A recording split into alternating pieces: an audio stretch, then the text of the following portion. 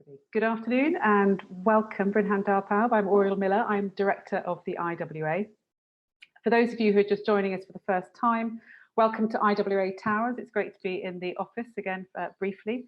We are Wales's leading independent think tank. We've got a long track record of shaping debates and influencing change in Wales through our policy research and advocacy, our online and print publications, which provide platforms for robust comment and debate, and our agenda setting events.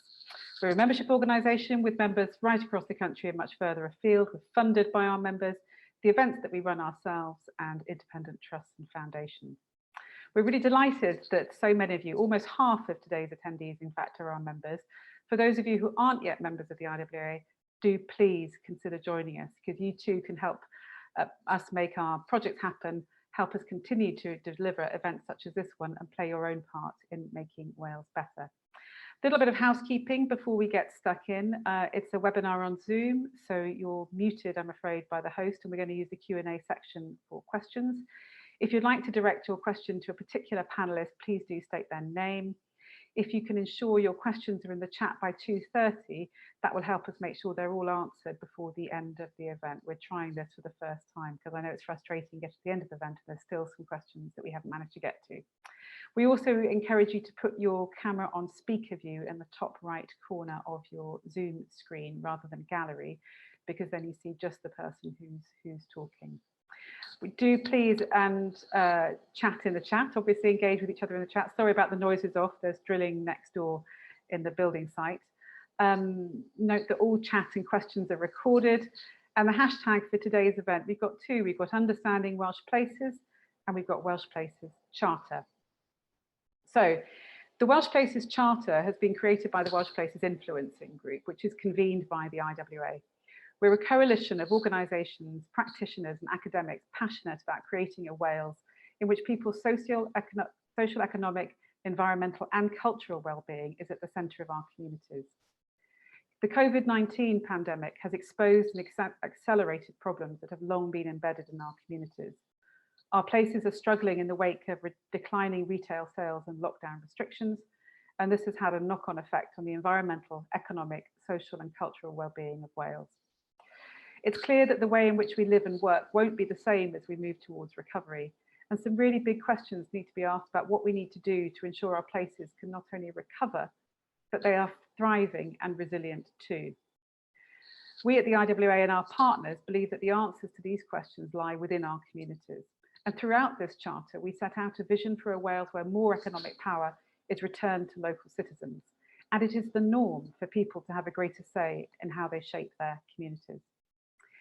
In order for Wales's places to build back better from the effects of the pandemic and economic shutdown, we need to see power redistributed back to our communities. We think all communities should have the tools to better understand their area, the voice to represent their needs to decision makers, and the means to make a change in the places where they live and work. The pandemic recovery presents an opportunity for us to design communities that work for people and foster health and well-being. All Welsh places should be co-designed with and for all people living and working there. They should be well connected and promote opportunities for social interaction. They should aim to become living wage places and support the creation and retention of good quality jobs. They should provide high performing and responsive services and facilities for people, and they should celebrate their culture and identity. We believe that this can create a lasting impact by improving the physical environment and creating sustainable and vibrant places that are focused on supporting people's well-being. Our charter has set out recommendations to the new Welsh Government and local authorities in Wales as to how we can make this vision a reality. In today's discussion, we're going to reflect on what the post-election context means for our priorities and where the key risks and opportunities are over the next 5 years. But first, I'd like to introduce our panel. We're delighted to welcome back Ellen Jones. Ellen is a recent IWA alumna and has moved on to a new role at the Consumer Council for Water, who are very lucky indeed to have her. At the IWA, she was our Understanding Welsh Places project lead, raising awareness of the innovative online data tools which we and our partners built together. UWP as we affectionately call it, helps non-data geeks to engage with the publicly available data, which in turn helps them understand their place and help shape its future. Ellen also led the Welsh Places Influencing Group, bringing together a myriad of perspectives and creative ideas into the succinct and readable document we're launching today. It felt only right to invite her back to share what she's learned about Welsh Places during her time with us. Welcome, Ellen. We're also pleased to have 3 other members of the Welsh Places Influencing Group with us too. Roisin Wilmot is Director of the Royal Town Planning Institute Cymru, the RTPI. Roisin's been a chartered town planner since 1994 and was elected as Fellow of the RTPI in 2016. She's the Director of RTPI Cymru and Northern Ireland, responsible for ensuring there are services in place for planners based in Wales and Northern Ireland, and for leading on RTPI work regarding planning policy in both jurisdictions. Welcome, Roisin. Chris Jones has joined us. Thank you so much, Chris, stepping in because Gareth unfortunately was ill today, and we send our best wishes to him for his recovery. Chris has been a stalwart member of the UWP group since the beginning and is director of Chris Jones Studio. With over 30 years experience as a place practitioner, he's worked on placemaking, town centre development and strategic rural development programmes with a focus on sustainable regeneration. He's led a number of placemaking projects, including Caldecott's Cross Destination Space, Durham's Heart of the City Public Realm Scheme, Blaenau Ffestiniog's Regeneration Scheme, and Chepstow High Street Regeneration. It's quite a mouthful to say that quickly, Chris. Finally, we welcome John Hennahan. John's an Associate Director at CLES, the Centre for Local Economic Strategies, the organisation that helped illustrate the interrelationships between places in Wales and the sister tool in Scotland, which is, funnily enough, Understanding Scottish Places. John has significant experience working in political and social policy environments, and prior to joining CLES, John's work spans policy and politics and civic society, with extensive local government experience where he championed innovation and radical change towards solutions which are value-led, empathic and responsive to people's real lived experience. So welcome, John. So in the run-up to the election, just to take you back a little bit, the IWA asked the various political parties how they would respond to the key issues facing Welsh places post-COVID. And we're going to put a link in the chat now, which shares what the 5 major parties came back to us with, just in case you haven't seen that. We do want to keep, like I said, lots of time for questions to our panel from everybody here. So please get thinking and submit your questions through the Q&A function at the bottom of your screen via the chat box, where our moderator, Andy, will pick them up. So try and get your questions in the next 20 minutes or so. So let's go straight to our panel then. Ellen, I'm going to come to you first because, you know, this charter came out of the collaborative project, Understanding Welsh Places, that we worked on, that is funded by both the Carnegie UK Trust and the website itself funded by Welsh Government. Can you tell us a little bit about the genesis of the charter, please? Yeah, so I was working for the Institute of Welsh Affairs when the pandemic broke out, and a lot of my work was talking to communities across Wales about how they could use Understanding Welsh Places to find opportunities within their communities. And I was hearing some fantastic stories across Wales about some really innovative stuff that people were doing. But we were also hearing things about the fact that not always the infrastructure is there for these things to take place. And people were kind of doing them off their own back. And there was also some senses of frustration about having a say over what people's communities look like and how they worked for them.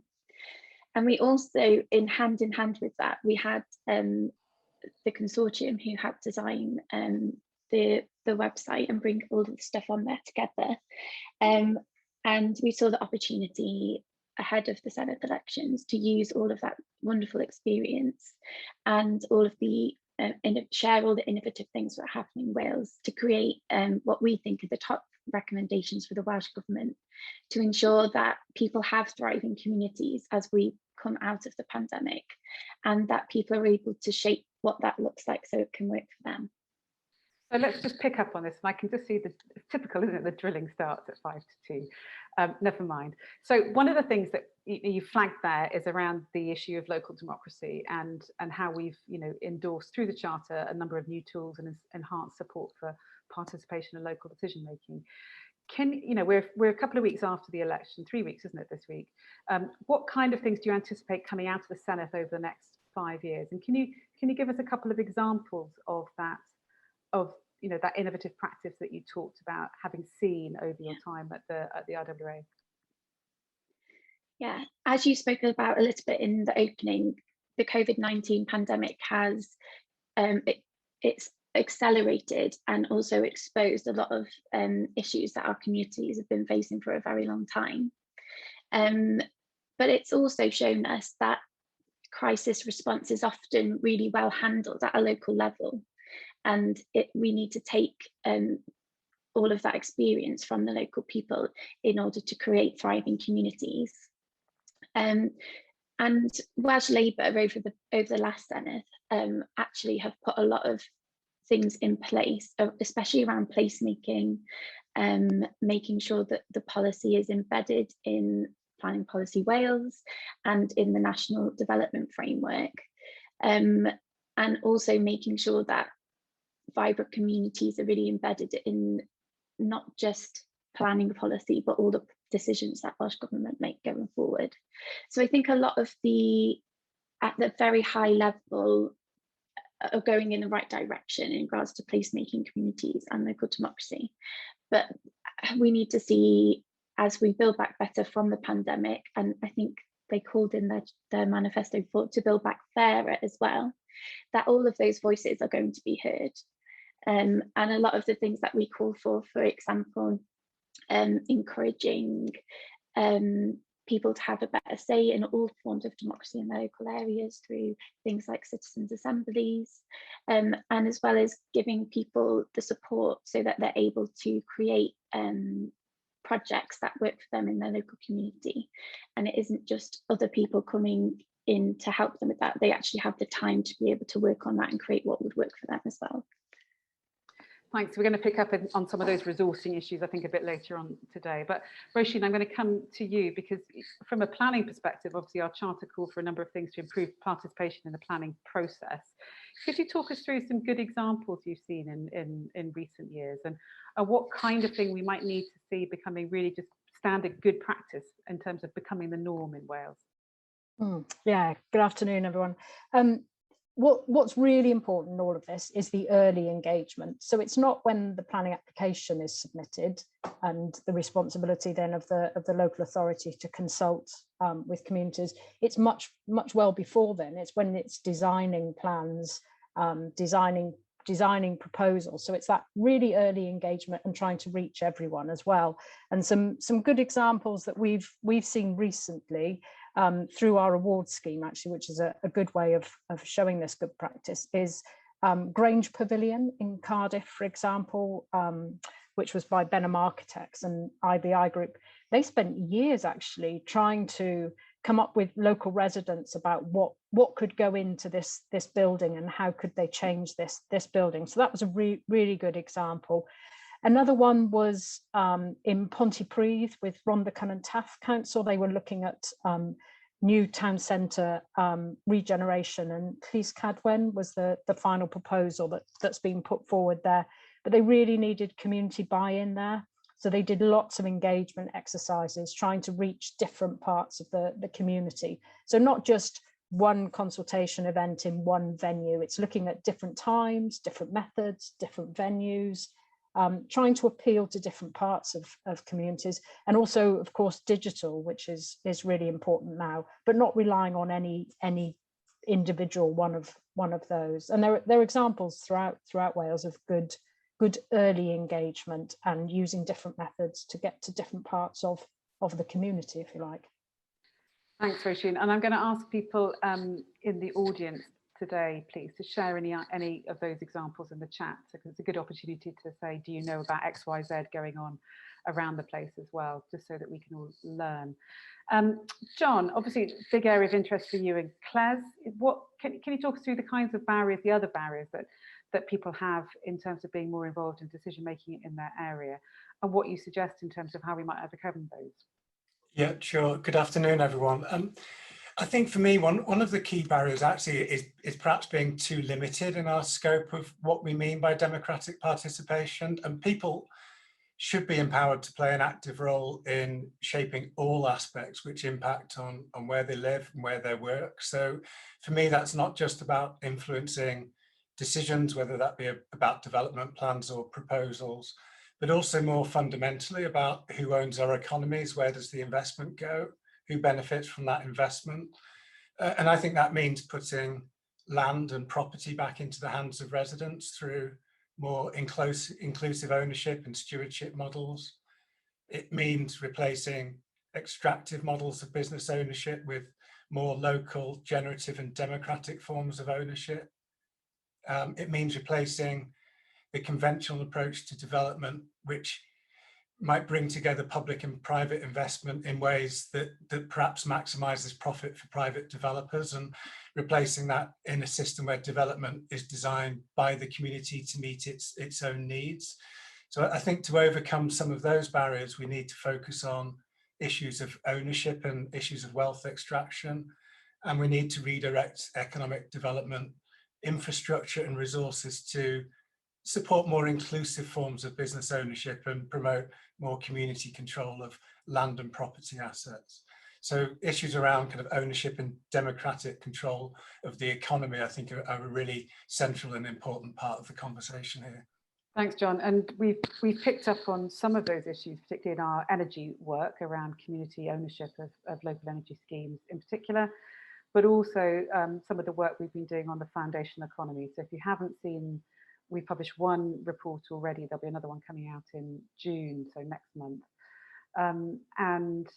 Obviously keen to make sure that things like the results of the Citizen Assembly around climate justice get as wider an audience as possible. And another piece of work that our colleague Harry is working on too, who's on the call today, is looking at land use policy, and again, what are communities' options and methods, and what are the accepted methods, and getting those spread more broadly in terms of having a say in how land is being used, and that benefit accruing back to communities too. So let's pick up, Ellen, on your question around resourcing, or your point around resourcing. So obviously one of the key insights from this cross-sector group, and that's the great thing about the IWA, is always working with people from lots of different sectors. So every day is a school day, that worked on the charter together, was around funding, obviously. And we know that there are lots of different organisations out there offering money for communities to take forward projects, but not all communities or people within communities are equally able to spend the time and effort to pull those funding bids together. So one of our proposals is a new fund offered by Welsh Government. We think it should be offered by Welsh Government, that would essentially give community groups a bit of extra support and financial breathing space to develop the kinds of bigger bids for projects to help them recover post-pandemic, the kind of stuff that John's been talking about now. You know, whether those bids end up going back to Welsh Government for future funding or elsewhere, whether it's the lottery or other funders, specifically in those locations. But obviously, with many sources of funding becoming increasingly competitive, particularly post-Brexit structural funds, excuse me, the Welsh Government's going to need to support communities to give them the edge in this really competitive environment, whether we like it or not. That's where we find ourselves. So can you talk us through a little bit where this idea came from and how you might see it working?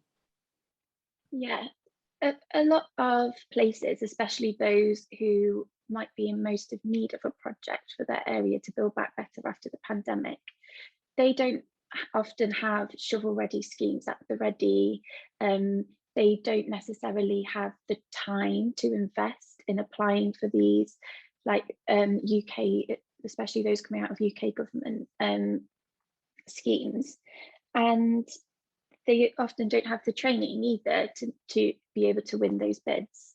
And if we don't want Wales to be left behind in this sector, then we really need to provide these communities with the tools to be able to apply for those, the time to design, especially co-design with people in the community, projects that are going to work for them with their local knowledge, and that they should be paid to do that. They shouldn't have to, take time off work to do that, especially the communities that are really struggling. So that's where the idea came from. And we spoke a little bit to Project Skyline at the time, that's run by Green Valleys. And with Project Skyline, they went to a community not with this is what you're going to do, but just with an idea, and that's how that sprung and has been born. And we think that's really a really important way to give communities a voice and the tools to have that voice on a UK stage. Thanks. And it sounds just, to me, it sounds as obvious common sense, really. And maybe that's coming from a charity who's used to bidding in for work, but the time and resources taken to put together a bid is not insignificant. Well, it's significant. And, there's quite a big risk in terms of return on that investment of time and resources. And if you've got people putting time and resources into putting that bid together, they're not doing other things as well. So, Chris, I'm going to come to you, because obviously we know that small businesses have been stepping up throughout the pandemic to help communities, and you've seen a lot of that in your placemaking work around the country, and often in the face of huge challenges themselves. Can you share any really good examples of collaboration between businesses and the communities that you've heard about over the last year, or even pre-COVID, and what else Welsh Government could be doing to make that collaboration easier? I mean, obviously, when we just before I let you answer, when we asked Welsh Labour before the election whether they'd support our proposal for this new fund, they pointed to their regional framework for regional investment as the basis for decentralising power to communities in local areas. So just a reflection on that, really, please, too. Okay, hi everyone. I think the main thing for me is that those that have been successful haven't done it on their own. It's been through local partnerships that need to be formalised or have heavy governance models. They just happen informally. And that's, as you know, through Facebook groups and social media, and just having that spirit of actually doing something. So something that I saw last week when I was at the Wales Audit Office workshop last week was up in Mould.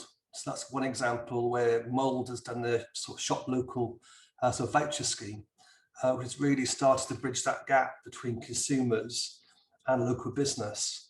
And that's gone like billion up there in terms of, people actually liking it and using it, and just moving around currency and actually keeping it local. Who's putting the vouchers out there? Who's creating them and sharing that's that? The town council, which is really progressive. It's a really progressive town council that's actually working with local businesses. The vacancy rate has dropped to about 7%. Yeah, the national average pre-COVID was about 15%. It's creeping up now post 25%. So you've got a town there that through collaboration has really seen the opportunity. The next one where I've been working in is down in the Vale of Glamorgan, where they've been working with local businesses around parklets. So a parklet is literally takes a car parking space outside the front of a shop or premise and has converted that into an eating out or drinking space. It's mainly about food and drink, food and drink sort of sector stuff. I think with COVID, we know some places have a very small footprint inside. So that's a really good example where the businesses are working with a local authority. In old days, that would involve a license and rules and regulation, bureaucracy. That's been knocked down completely, and that's happened really quickly. So some things have happened through COVID, as Ellen said, that have actually really accelerated. Before COVID, it probably would take us 6 months to a year to have got that proved. But things have happened in weeks, Likewise in Penarth, they've been looking at totally locally as well. They've got a website now, they do a spotlight on Facebook, and they're doing a fiver fest where you spend a fiver in your local shop, And it's all about that multiplier. If you spend a fiver in that town community, that the whole of that means £2 million probably spent in that local economy. And finally, in my hometown, Aberdeen, the indoor market here. The indoor market, people are texting, so people in fruit and veg, they're picking up from the back of the market hall. Now that's been happening certainly during lockdown at times, but now I think we've started to realise where we can embrace digital, but also we still need to have that face-to-face experience. And that, I think the key word for me about business going forward is about the experience of you engaging with the business, whether it be online, whether it be face-to-face, good customer care, good shop window, good point of sale. And then your final point, sorry, there's a lot to speak about, it's about collaboration. I think Welsh Government need to keep doing what they were doing. Certainly also, they were offering skills out there about digital, online, social media. Key thing for me is about procurement, again, about short supply chains, linking that into foundational economy, which also goes on to another thing that Welsh Government are looking into around co-working hubs. I'm 4 doors down from a co-working hub, which is almost full now because of COVID, in terms of people coming back to town. We need to make sure co-working hubs do buy locally and do supply locally. I'm in an office here in Abergavenny where my stationery, my accountants, my IT, my sandwiches, is bought within 100 yards of here. So that needs to be done properly. And finally, there's the fiscal incentives, aren't there, about rates and sort of taxation. It's fair to say the last year has really impacted on cash flow. And Welsh Government have some good capital grant schemes through their Transforming Towns programme. They've been looking at urban centre property enhancement funds. But coming out of this, the private sector needs to have a bit more cream left, you know what I mean, to start having that match funding towards sort of capital improvements, adaptation, diversifying their sort of shops and premises. So I think we've got to keep doing what we were doing, but we're also going to be a bit more agile and a bit more connected in terms of policy and about programs.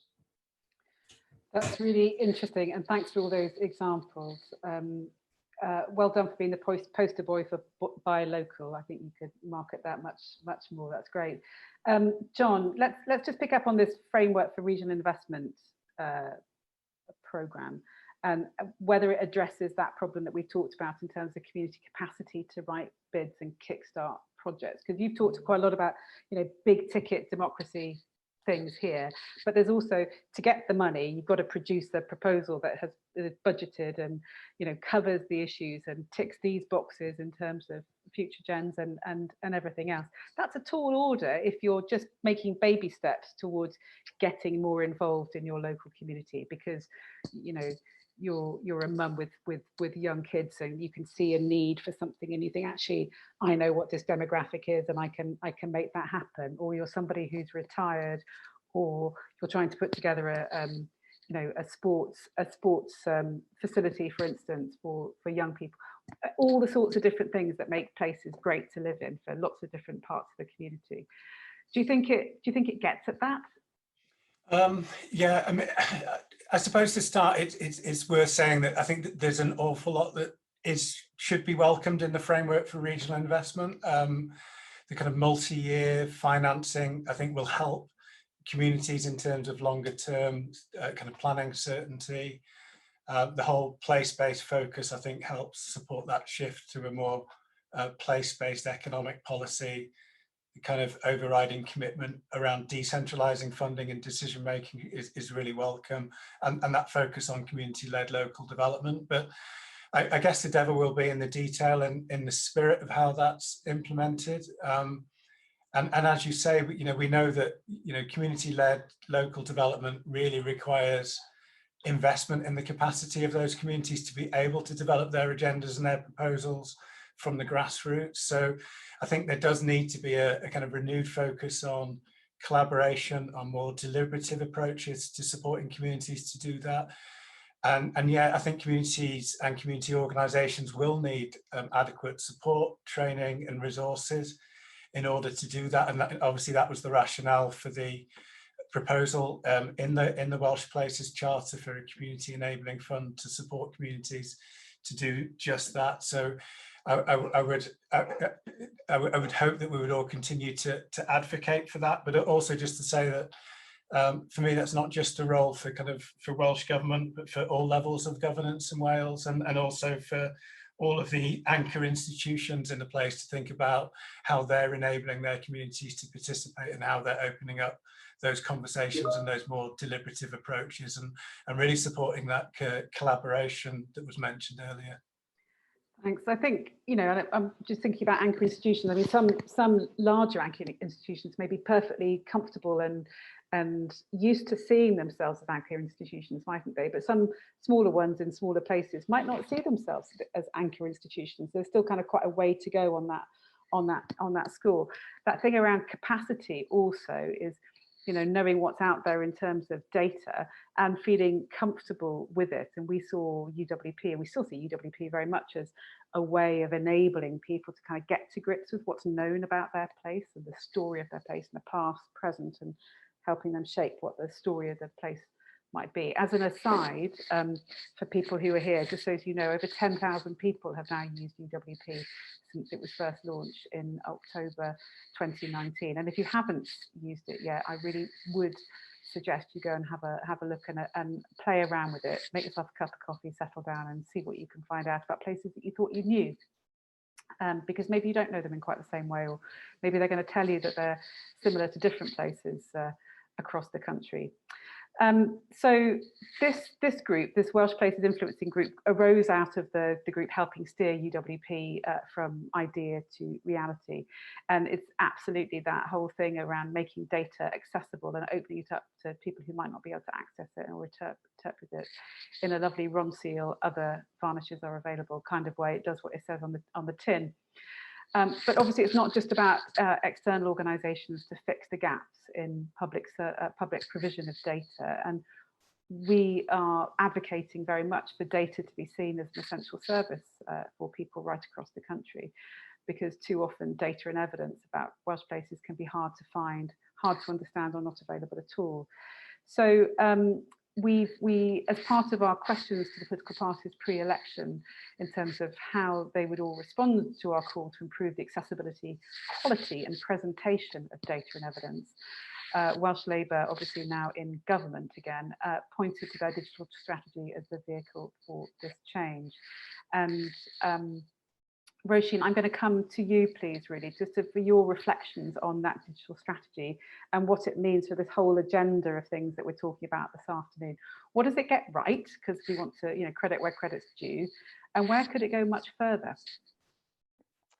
Yeah, it is. It really is a comprehensive strategy. So they launched it back in March, and what's good about it is it doesn't just deal with data or with connectivity, for example, but brings everything together. So it looks at what public services, what services do we have that could be provided by digitization, and that could lead to a lot of improvements. Importantly, what are the skills needed to take this forward? We can't just pick things up and run with it. And it's that interconnectivity of digital skills as well, and how we bring those together. How can we support the economy? How can we encourage the digital economy as well? So it really looks at that side of it. Connectivity, of course, that's really important. And we see that across particularly the rural areas of Wales, because of economies of scale. We live in a very beautiful place, but that's because we've got lots of hills and mountains, and that causes problems with digitization, and we don't want cables everywhere, etc. So there are lots of issues around that. Importantly, it talks about digital inclusion as well, because there's a real risk that if we just go completely down the digital route without thinking about it, it's get on the train if you can, but if you can't, well, we're going down this route. So there's a real need to look at digital inclusion, and that is partly linked to skills. It's partly linked to perhaps older generations that haven't had that, haven't been brought up with digital connectivity. There's a cost attached to it as well. So for people that perhaps are choosing making difficult decisions on where they put their budget, that will be important as well, and that impacts on businesses as well. Can businesses afford this? So the strategy is really good in recognizing all of this, and of course data and collaboration over data. So that's really important, because it's quite expensive to collect data. So actually, if we can collaborate on it and bring it all together, then that's really, really positive. I suppose the challenges are, and this is the strategy is very, very new, and so hopefully this will come out in time, is how do we use that data? Data can be very, is a really valuable tool, but it can also be used in the wrong way. It can be misinterpreted. So that's linked to the skills, etc. as well. So how do we use that data, and how can we present it to people as well? Data is a very specialist study. So understanding Welsh Places is a really good example of how it's how we can present that data to people, and we need to look at that across the board as well. There are other data sets that we need to bring into that. That might be biodiversity data, for example, which will be really important as well. So it's a major change, and the strategy recognises that it's a culture change as well about how we approach things. So we must be careful not to leave anyone behind in all of this, and recognise that it will take a lot of time and a lot of effort, time investment into getting this right, and for everyone to take this forward. So those are perhaps the things that need to be looked at in the strategy, in how it's implemented and rolled out. Thanks, Roisin. I think, reflecting on what you're saying, issues around, people within a particular sector may be quite au fait with what the data in that sector means, but somebody over here for whom that issue also affects them may not be aware about those interplays. John, I guess there's a bit of a recurrent theme in terms of great strategies, shame about the delivery sometimes with Welsh Government.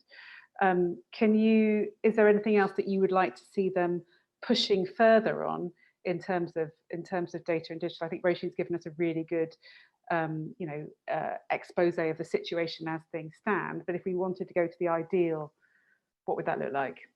Well, I think one aspect that I probably would like to pick up on, following on from what Roisin said about what's done with the data, and it's obviously important that the power of data is harnessed for public good and is used to enhance social, economic, environmental well-being. I think the strategy is clearly committed to that objective, and it's framed through the kind of lens of the Wellbeing of Future Generations Act. But thinking specifically about the digital economy section of the strategy, I do think there's a need to think very seriously about addressing the barriers to small and medium-sized firms, how you counter the dominance of some of the large tech players and their extractive ownership models.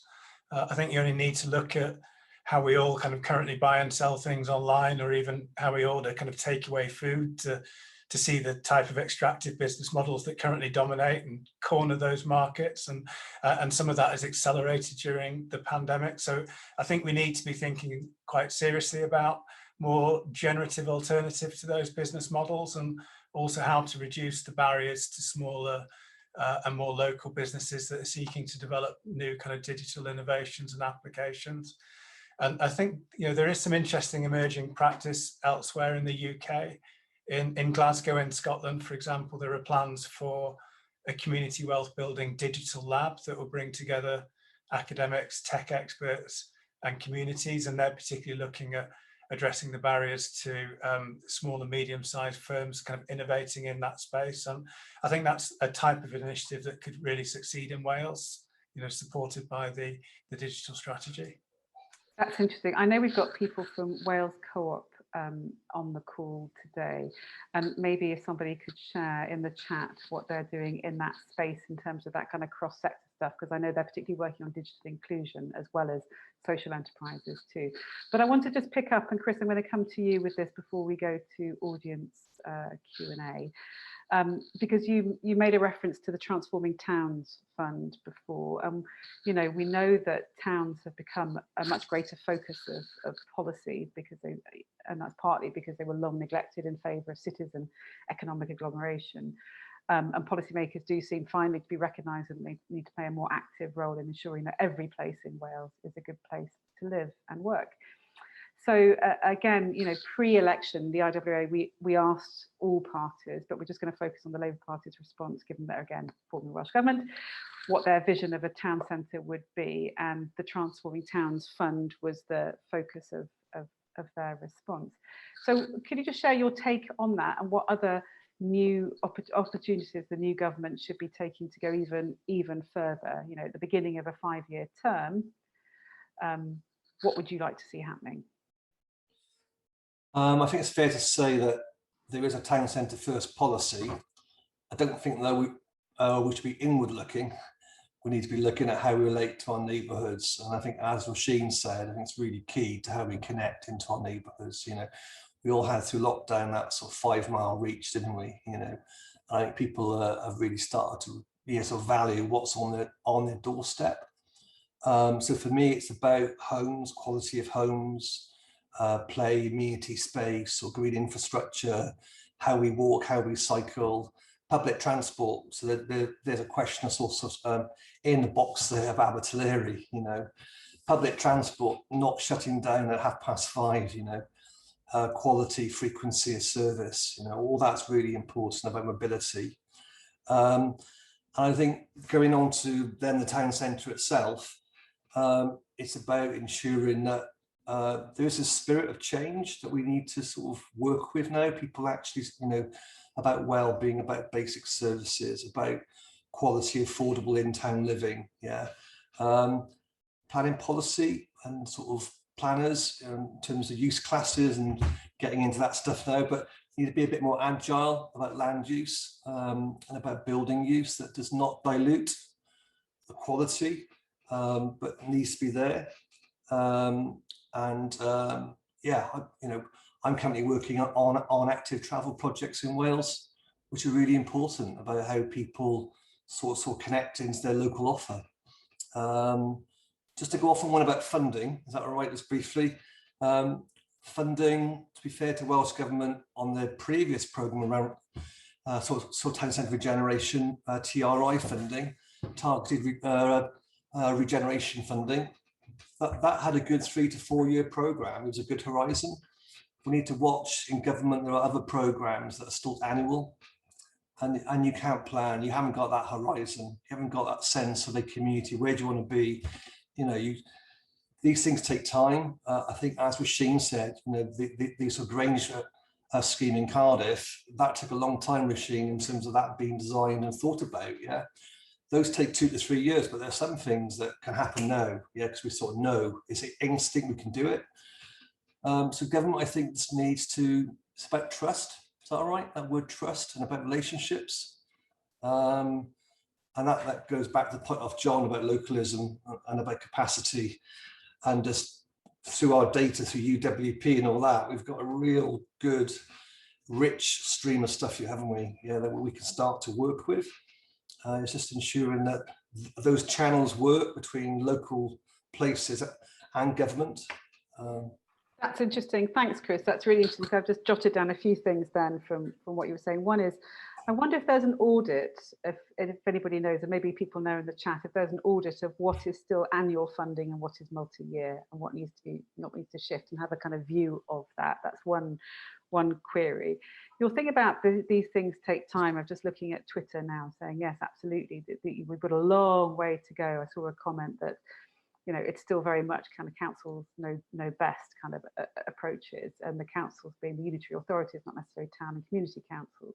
So that shift in terms of where power lies, and this thing around short and long term issues. Roisin, you know, planning has obviously got a really fundamental role to play in all of this, and I hold up my hand, not being a planner. And I'm delighted to come and speak at Welsh Planner Live next month, and that's great. I never thought I'd be speaking at that or at a Statistical Society conference either, but that's another thing. UWP has taken me to places I didn't know I could go. You know, there's going to be a lag time, isn't there, in terms of some things that have been in the planning already for a while.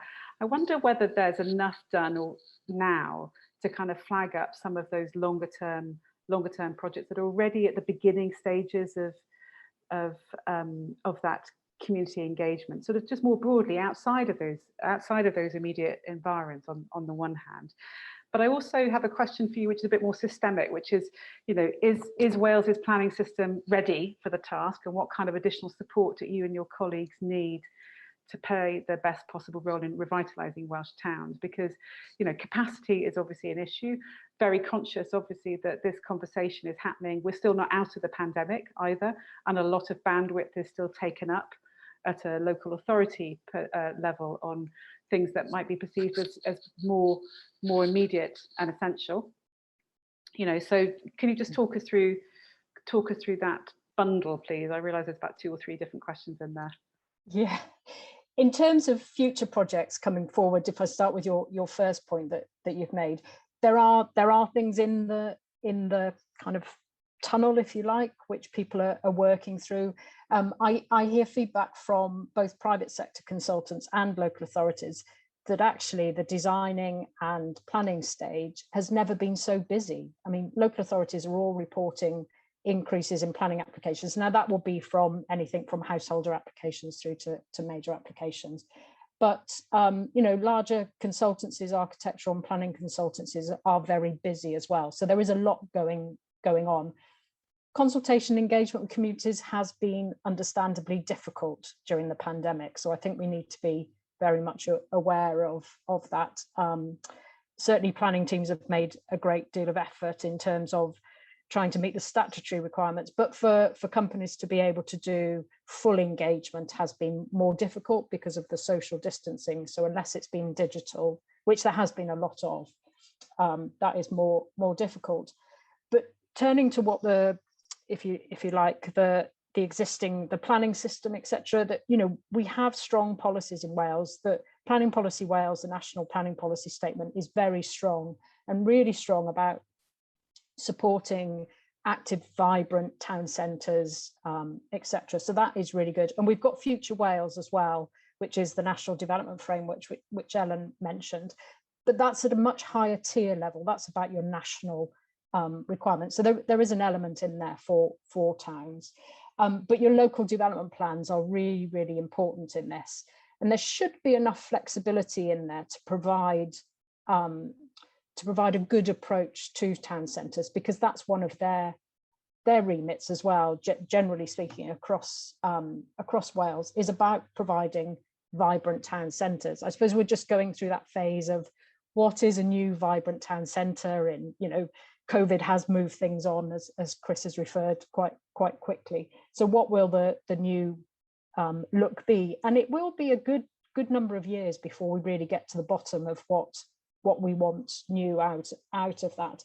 So what we do need, though, is to take local development plans and work collaboratively with others. So that's with the private sector, with communities, other parts of councils as well. So people that are leading on regeneration teams. And we really need to think through, for each town, find out what their USP is.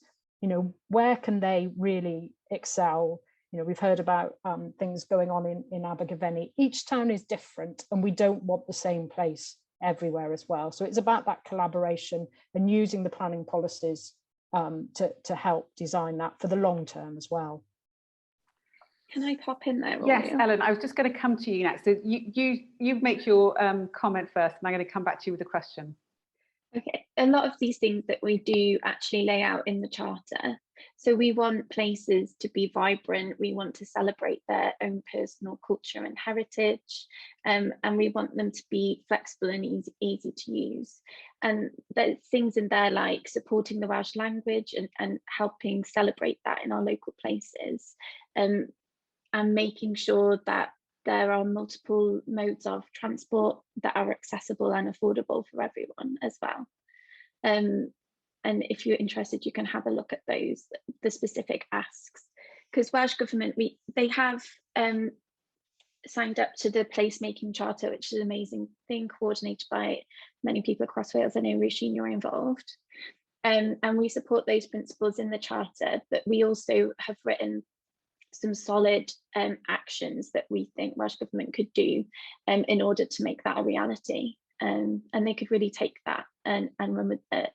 Something that I find personally frustrating is that we have all this amazing policy. Planning Policy Wales is really great, but we're still seeing urban sprawl being created and invested in. And something that Welsh Government could do is stop any of those developments from happening, as we know that they don't serve like the economy that we want to go forward with, that is going to be suitable for our future generations. Okay, thanks, Ellen. Good challenge there. I'm going to pick up on a couple of questions. We have got time for another one if something's burning in anybody's mind. But this is a question from Sarah Lloyd-Jones from People and Work Unit. Ellen, I'm going to come to you first, please, and then Chris. So, given the complexity of communities with different groups of people, what in practice are really effective forms of hyper-local democracy work, and what role, if any, could town and community councils take in that? So we actually have a member of One Voice Wales is sat on the Welsh Places Charter group. So thank you to Lynn for that. And one of the actions that we've actually called for is to introduce a town and community council development fund. So what we hope that would do is help places that don't have town and community councils set them up so that we'd have a greater spread.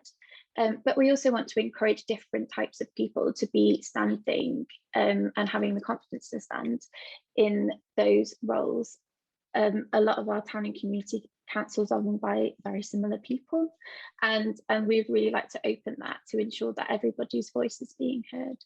I was at a conference actually earlier this year, I think you might have been there, Oriel, with someone who has a disability who was on their town and community council, and they have like completely changed the makeup of their local area through that. And I just think a lot of those things would not have been on the radar without their involvement, and it really goes a long way. Yeah, I think that's absolutely right. Neil Harris, I've sort of bundled your question in with that one because I know you were saying were town councils more important drivers than local authorities in shaping places? I think that potentially they could be.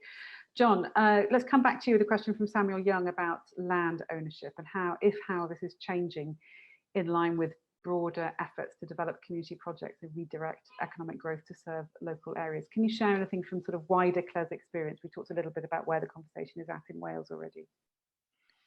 Yeah, I think, coming back to the importance really of ownership of land and property assets and what anchor organisations can do collectively to kind of widen the access to their land and property kind of portfolios for social businesses, for third sector, for social enterprise, for wider community use. I think there's really good examples of that all across the UK. I think there are examples as well at a more kind of regional level where places are taking much more of a kind of strategic look at land and property ownership issues. So things like the Liverpool Land Commission, worth having a look at some of the outcomes of work like that. And again, I think this is about leadership and governance at all levels, getting really serious about ownership of land and property and its potential to support a kind of well-being economy and drive the sort of future, including in relation to town centres that we've just been talking about. Okay, thank you. And if you can find a link to the Liverpool Land Commission, do chuck it in the chat as well, please. Andy, I'm going to ask you to come on your video because we've been talking previously about how you were radicalised by a photo of a very depressing little playground. Do you want to just tell us about that? Yeah, so sorry, abusing my IWA staff privileges to just jump on the video without an invite. Yeah, exactly that. A picture on Twitter of a big slab of concrete with a metal fence around it, a bin, a park bench, and then the only play item was one of those little kind of wobbly sheep on a spring. So basically a place that a child could probably play with happily for about 30 seconds in my experience. And just thought this is one of the most depressing things I've ever seen in terms of like the culmination of placemaking policies. And it just made me realize that we hadn't really focused on places for children when we were pulling the charter together. We hadn't kind of said a lot about it, which is maybe something we should think about in future. So I'm just interested what people on the panel think. I don't know, choosing to direct the question myself as well, Oriel. So just go for it. That's fine. That's I fine. wondered if maybe Roisin, with a planning perspective, any kind of examples of good practice for child-friendly places and what policies we need to support them. Yeah, I think that we've done a lot of research actually lately about child-friendly policies, and in fact, it's come out. Colleagues have done it across the UK, and Wales has come out as the best. Actually, it's one of the nations that has policies in place to encourage playgrounds. So obviously, the one that you saw has slipped through the net, but part of it as well is about how these facilities are funded, and how local authorities prioritize them. So, you know, there's probably some in the historical ones as well that haven't been picked up so much on that. But it is about looking at places through different lenses, and that's the importance of having wider community engagement as well. So the comment that was made earlier about the disabled person that was involved, you know, it brings a new lens to look at places through places. So having community engagement which involves young people as well is really important. What do they want from places, and how you can bring that in as well. So making places for everyone. I know Belfast City Council has employed Arup to do a major strategy about making Belfast child friendly as well. So, you know, it can be done on a city scale as well as on an individual place as well. Thanks, Roisin. And I can see a couple of good suggestions coming in. Chris, I'm going to come to you in a tick, but I just want to chuck into the chat, and maybe Andy, you can find it on Twitter. There's an interesting initiative in Somerset, led from somebody in Somerset, saying make space for girls because of the kind of gender disparity of teenage girls and places to hang out and gather. So some really interesting stuff, piggybacking off the back of Caroline Criado Perez's Invisible Women data-led work. Chris, you wanted to come in on that as well, I know. Yeah, I was just going to say about Section 106 monies, you know, being spent in a proper way, you know, I mean, planning it. And I think, as Roisin was starting to allude to, just having a plan for an area that is informed, is connected, you know, where people meet, and about an area that isn't just a fence around it, it is a place, yeah, is really important. And for me, about developers, you know, about just trying to ensure that they, that they aren't to arm's length from that community, they feel immersed in it, and you get the value out of that S106 monies, and then the local authority can get money around biodiversity, around green infrastructure, around active travel, just making the pound go a bit further, you know, really flexing it. Yeah. One of the things, that just going back to the point about disability, one of the things that we brought in, and Ellen made this happen, was in UWP2, the kind of second iteration of data that we pulled in at the end of last year, was around accessibility of public toilets, for instance, for people being out and about, both for people with disabilities, but also just for older people generally, anybody generally. You know, that sort of thing, enabling people to spend more time wandering around and spending money, or going to places knowing that they could access a public toilet. I'm conscious of time. The hour always flies. There was a question from Brian Cook about how can we make sure opening a business in town is more accessible, which is, and her example from Abertillery, lots, you know, really acknowledging the feeling of supporting local does seem to be getting traction and stronger than ever, which is great to hear. But lots of these businesses would like to open in the town centre, which is full of empty and decaying shops, but renting rates are out of reach. Making the high street an accessible location for people is part of regenerating them, which has been a struggle for many years in deprived areas. So lots of these are interconnected issues, aren't they, in terms of where and how people work, what public transport is available for them, and so on. And I can see in the chat there's some good suggestions coming in for things for other people to look at too. I'm going to draw us to a close. Some of the issues here are around both the complexity of these interlocking issues, some issues around time, but also I think a clear theme coming through for me is very much about there's some really practical suggestions in the Welsh Places Charter. This isn't just something we're going to launch now at the beginning of this Welsh Government term and say, right, job done, off we trot. We're going to be keeping a really close eye with our partners on changes practical and deliverable changes that are happening in Wales, and spotting good examples of where that's happening as well, so to make sure that good practice does travel well across the country. Do please continue to share those sorts of ideas with us. The Welsh Agenda is open for articles on good practice of these sorts of issues too. We really do want to use our platform to share that widely. I'd like to really thank everybody for taking the time to join today's conversation, to thank our panellists for giving us their time today, Ellen Jones, Roisin Wilmot, Chris Jones and John Hennihan. And a warm thank you to the other members of the group who haven't featured on the panel today, some of whom I know are with us and others who couldn't be. So Michael Woods from Aberystwyth University, Pippa Coots from Carnegie UK Trust, Lear Gareth from the FSB, Vivian Sugar as an independent member of the group, Andy Regan from the IWA, Peter Williams from the Means, Lynn Cadwallader from One Voice Wales, and Scott Orford from the team at Wizard who built UWP in the first place. We're really grateful to you all for your thoughtful contributions. Some things do take time, and having bright ideas and continuing to work on them also takes time. We've been around since 1987 and we continue to work in partnership to develop bright ideas to make Wales better. The support of our members makes our work possible. So if you haven't joined yet, why not? Now's your chance. And there's going to be a link in the chat where you can do just that. It's quick and easy. There's also a short survey coming up in the chat too about how useful you found this conversation. We really do appreciate people sharing feedback on today's conversation because it helps us think about what we can do next and how we can do it even better in future. Our next IWA event happens to be this coming Thursday, and we're going to be looking, it's part of our Rethinking Wales series. We're going to be at 11 o'clock in the morning, going to be looking at community sport in the pandemic and inequalities of access too. We really look forward to you joining us then. Diolch yn fawr. Thank you.